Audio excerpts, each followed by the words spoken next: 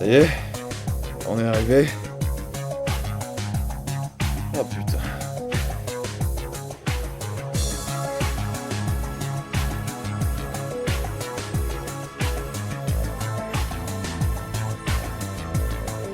Journal de bord du technicien Chrysler Bananovka. Le 17 décembre 2233, date terrestre. Je suis sorti de la cryogénie. Notre voyage de 6 mois n'a duré que 6 minutes et ce, au prix de mes tripes, que j'ai craché à la sortie du cryotube. Mais ça en valait la peine. Leur liquide a peut-être un goût dégueulasse, mais il m'a empêché de vieillir plus que dû avec le passage en sous-espace, qui n'a duré qu'une minute d'espace réel pour un voyage de 6 mois. Me voilà sur la base de la planète Arcadia. J'ai suivi le chemin classique à la sortie de mon vaisseau et qui m'a permis de rejoindre le hall du port spatial, où on m'a attribué des quartiers et du travail que je reprendrai quand les effets de la stase disparaîtront. Enfin bref. J'ai traversé les tunnels de métal bourrés d'installations en tout genre. Ça va du robot nettoyeur à la tourelle de garde, en passant par les énormes poubelles mobiles, les distributeurs d'eau et les robots gardes. J'ai passé tous les scanners qui relevaient les maladies et infections ou dysfonctionnements du corps. Je suis passé aux chiottes.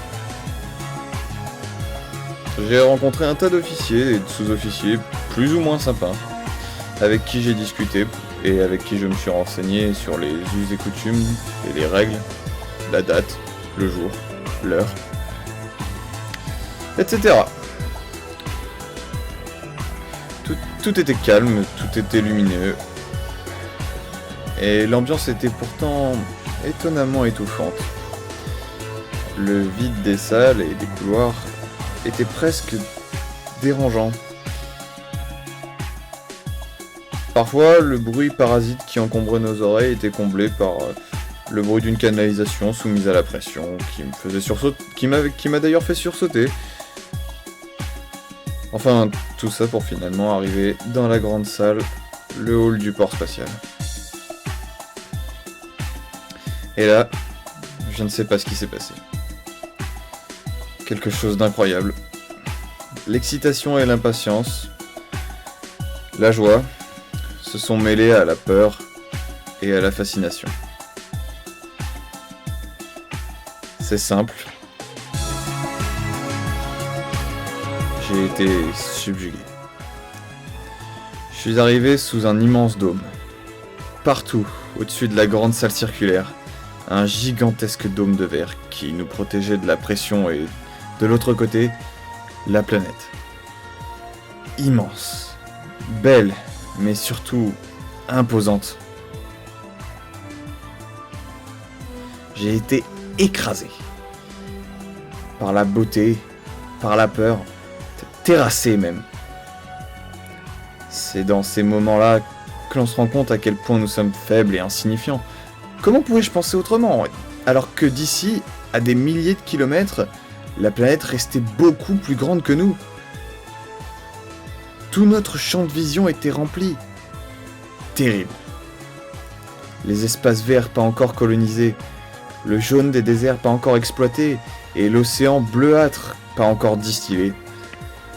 C'est bien loin de ce que j'ai connu sur Terre. Ça semble si beau, et pourtant ça me fait si peur.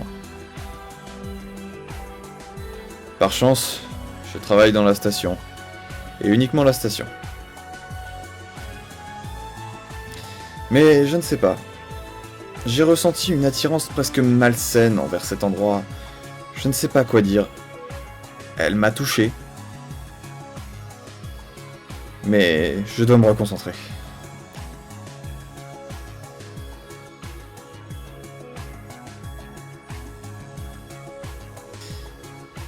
Et pourtant, regardez-la. Elle est immense. Qu'est-ce qu'on découvrira ? La première colonie depuis 50 ans. Avant ma naissance. Je veux savoir, c'est si... hors de ma portée, ce n'est pas du tout mon travail. Ce n'est pas du tout mon travail, mais alors pas du tout. Pourquoi je m'intéresse à ça?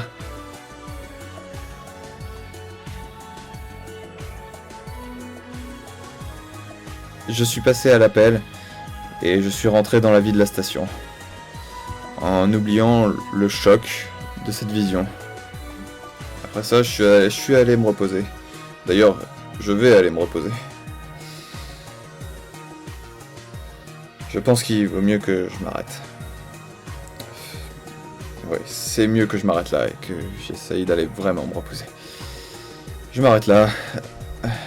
Chrysler Bananovka, fin du journal audio.